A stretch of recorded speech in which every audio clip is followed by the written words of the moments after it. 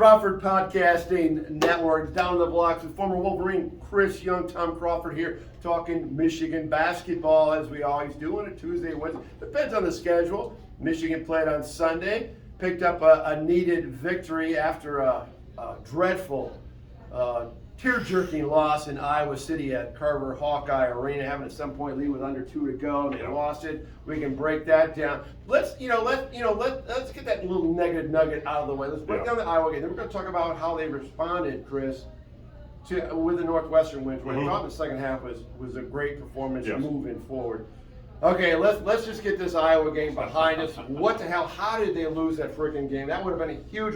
And when we get to March the 12th, whatever that, March 12th, Selection Sunday. Yep. And if, God forbid, Michigan's on the bubble. Yep. But are we going to be going back to, let's go back to January 12th or whatever that day was. Yep. When Michigan let one slip away. Yeah, we're absolutely going to, and it's going to be the same category as letting the game slip away against Kentucky, letting the game slip away against Virginia. Yes. Where it's these games where we have a chance to win it, and they said it during the Northwestern game on TV. They said Michigan is 2-4 in games that are decided by 5 points or less. Yeah, Michigan State came at Breslin when they came back. Exactly. I mean, you win just half of those games. This is a totally different season, and we're a top 15 team as opposed to a team that's possibly flirting with a top 25 now. Right. But that game at Iowa, we had the game under control.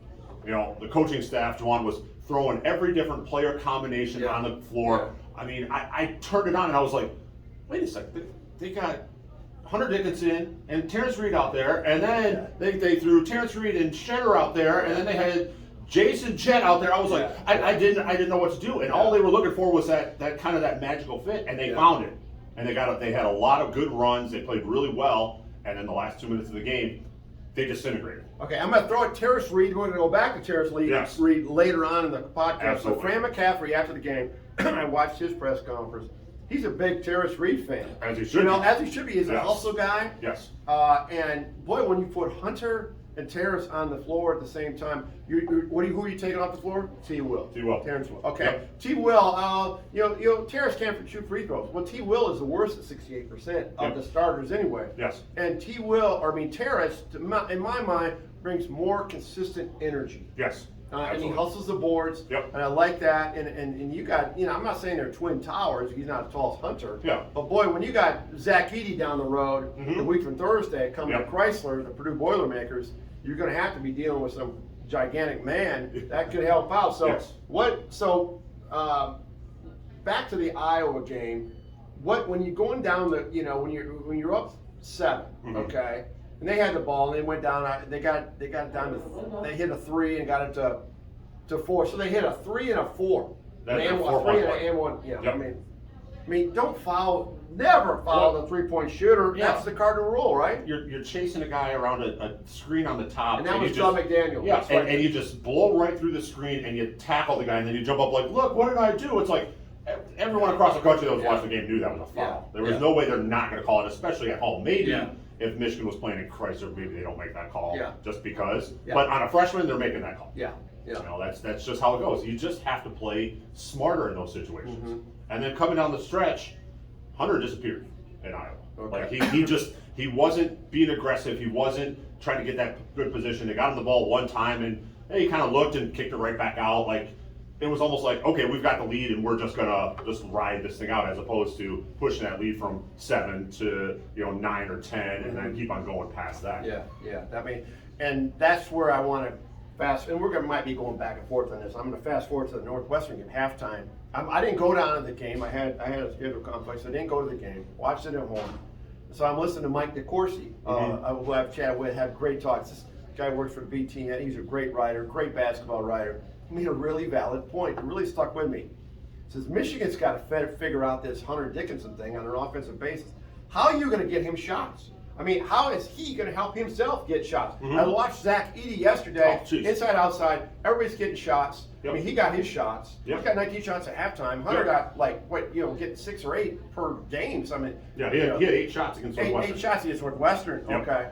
So okay, with that being said, and of course he says, now if Michigan doesn't figure out that, who the hell are they going to beat? And I really thought that resonated with me. Yes. Who are they going to beat? The Big Ten's pretty much, everybody's about the same. Yeah. So how did it work in the second half to make? How did they get by? How did they win that game? I asked myself, how did they win that game?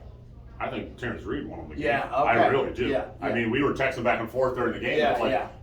This guy just brings that extra little something. Yeah. He's justifying his minutes, which has been my big thing about Michigan basketball for a long time, is that just because this guy's a junior, just because of this, he has to be on the floor. No, it's how does he earn those minutes? Yeah. And Terrence Reed is showing that, look, he's going to go in there and rebound. He's going to get a hustle play. He's going to get a steal or two. He's going to get a block. He's going to get a handful of rebounds. Yeah. And now he's starting to score a little bit around the rim, too. Yeah. He's doing everything that you need someone like that to do. Yeah. And, you know, we talked about his, poor free throw shooting.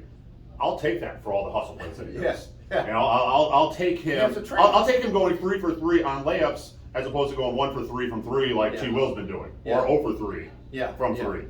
I'll take those two big bodies inside But T. Will over something on the outside. Can bring that instant energy off the bench. And if he's able to, and we've seen it over the past couple of years where there's some games where it's just like, this dude's going to be a first-round NBA draft pick. Yeah. The game at Indiana last year where he put the team on his back and won the game for him. Good one. And then it's like, okay, let's see this. And then he goes 5 games and you don't see him at all. He's just running up and down and just looks lost. Yeah. It's time for a change. It's time to just try it out. Yeah. What can it hurt? You put Terrence Reed in, he starts with Hunter Dickinson, see how the big guys play together from the start of the game, and then bring T. Will off the bench and see how he reacts. And if it doesn't work, it doesn't work. Right. But I mean, if you do it at the beginning of the game, it's a lot easier to figure out than you do the last 5 minutes of the game. Where it's like, oh, now we have to throw this guy in there because Terrence Williams has brought us little to nothing. So Yes. yeah. Chris Young, Tom Crawford, your Crawford Podcasting Network here at the Grand Traverse Pie Company in East Lansing. Stone's throw from Michigan State, where, boy, you talk about a head knocker game, physical game. Yes, we're going to talk about that Michigan State-Purdue game. Purdue comes out on top, relevant in the standings. I guess everybody wanted Purdue to lose, to even that out. But Michigan State is a threat. Yep. But and I don't know, break that game down in the sense that a week from Thursday, again, as I indicated, Michigan is hosting Purdue.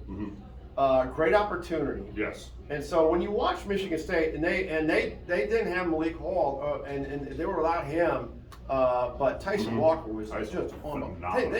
Michigan State's getting some great guard play out of it.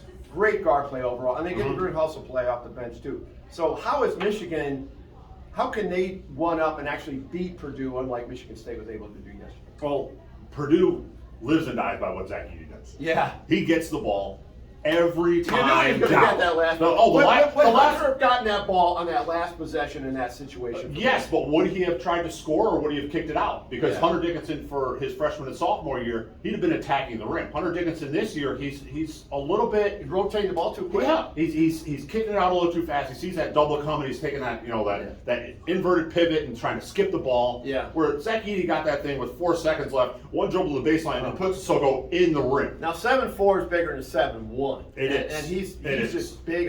His shoulder span is his shoulders are way wider than Hunter's. Crazy. I mean, it's just lining up for the jump ball yesterday. I was talking with my son Alex, and I said, "Okay, Alex, you see the guy, from Purdue, the big tall guy? Yeah, oh, he's big. How big is he, Daddy?" I said, "Well, the guy he's lining up for the opening tip against is my size." Yeah.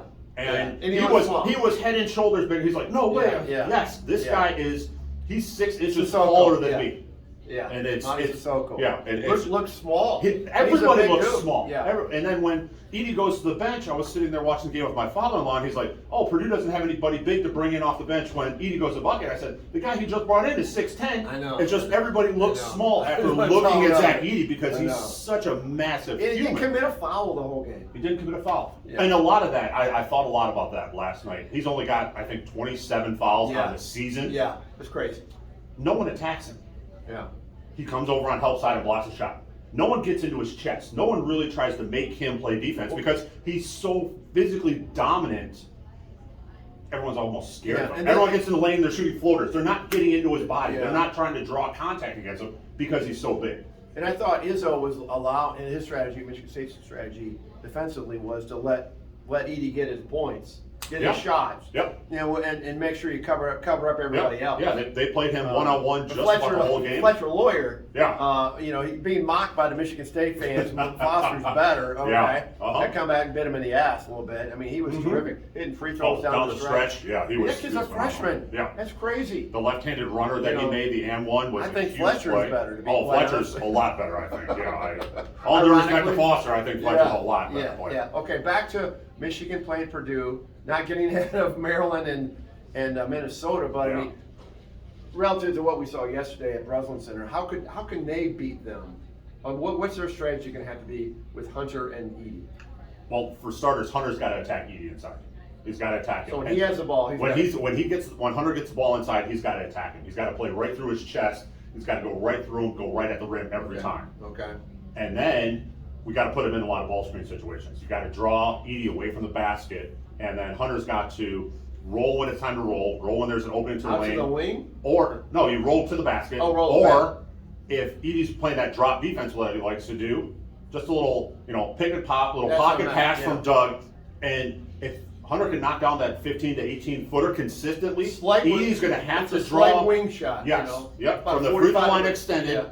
If he can knock that down, knock 2 or 3 of those down, Edey's going to have to step out. Yeah. Then it could be backdoor cuts. Then everything behind that whole defense opens up. Incorporating Terrence Reed as well. Yes, exactly. Well, and that's the other part of it, is that if Hunter's up on the top setting a ball screen, Hunter can pick and pop. Terrence Reed can duck in on the backside, and he's playing against a guy that's relatively small compared to Edey. He's still 6'9", but he can get some things inside too. Yeah. And then he's down there for an offensive rebounding position, as opposed to Hunter running a pick and roll, picking and popping. And then we've got the 3 other guards outside, and they're trying to run in and crash, as opposed to Terrence Reed just underneath the rim, like anything that falls off, he's probably going to get at least a hand on. So I like the idea of playing the 2 bigs together. Just try it out. Right. Because there's going to be mismatches. And then you got the 3 guard. You got Jett Howard. Then you got Jett. We had the 34-pointer. I mean, he's playing well. Yes. He's kind of getting back a to little where he bit, was. and Kobe Buffkin had his best outing. Kobe Buffkin was phenomenal, and Doug's getting better. Doug's been playing He's great. Getting better. Yes. And you know what? One thing I like about Doug McDaniel, and I go back. My God, what game was this? It might have been the Lipscomb game, which was a bad game. They won the game, but I think it was that game. He goes, how do you explain this? He had like 7 rebounds. He's 50. Well, this really stuck with me about Doug McDaniel. He says, "Well, I had to do something. I wasn't contributing anything." There you go, right there. I mean, you can make. And I asked him that question. You can make one statement out of a kid, and it tells you so much about him. So he is a team guy. He is whatever I got to do to help the team win kind of guy. Long term, between those 3 guards, I think when we get to the back end of February, the end of the season, and that last 5 games is going to be tough. Oh God! You look at that schedule, that back end, it's tough. Yes. Okay, when Michigan will probably be on the bubble. Let's be real. They have to deliver. He's going to be as key as anybody. Oh, absolutely, and he's kind of taken a playbook from Xavier Simpson and Derek Walton. Yes. The little guards that we've had over the course of the last 8 or 10 years, where they're going to sneak in there and they're always going to get 3, 4, 5 of those long rebounds. And Doug's fast enough where he can get from one side of the court to the other and pick up a loose ball and then take off. And he can get that set shot going a little bit better. He's getting there. Going. He's getting there. Xavier Simpson got that going later on. Yep. And the thing of it is with Doug McDaniel, because of the injury, Llewellyn injury. He's jumping into the fray much quicker than Derek Walton and Xavier Simpson. Well, and he's got no pressure now. Yeah. Where before, when he was coming off the bench, he's the backup point guard. He comes in, he turns the ball over one time or makes one defensive mistake. Yeah. Okay, come and sit down. Thank you. You did your job. Let's put the starter back in. Yeah. Now there's nobody pushing him. Yeah. It's his team. It's his ball. And okay, he's going to make a couple defensive mistakes, but he doesn't have that concern about, oh man, if I miss this shot, I'm coming out. Yeah. Where he's shooting, he shot a couple step backs and did some things the other night. I was like, okay, I don't know if I like that one, but okay, it went in. Yes, exactly. Yes. But he's filling up the stat sheet.